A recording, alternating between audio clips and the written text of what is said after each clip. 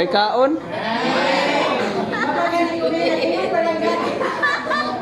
Kaya may tayo, magkulang ng inyo ang pangalan. Mali ang yung sulat sa akin. Because we go in sa atong presentation, matawagan namin ang pangalan, isan of the month now. Diba?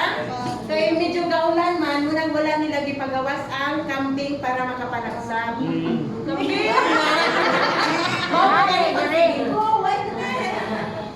O, na-mention inyong pangalan sa inyong grupo, bakit ko yung ibasa?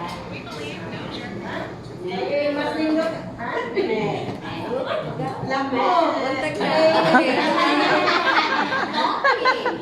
Ato mi sa palingke ng market survey dito. Na-timingan to ba ni ato mi sa midsection? Barato di ang kilo sa baka. Abot na ka ang manok. Tuk tugaon!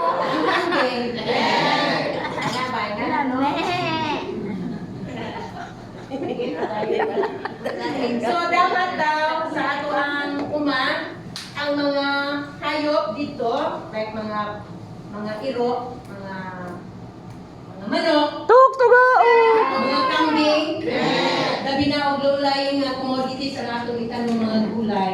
Dapat ang doon nila, dili jud itan o baka. May galing naman.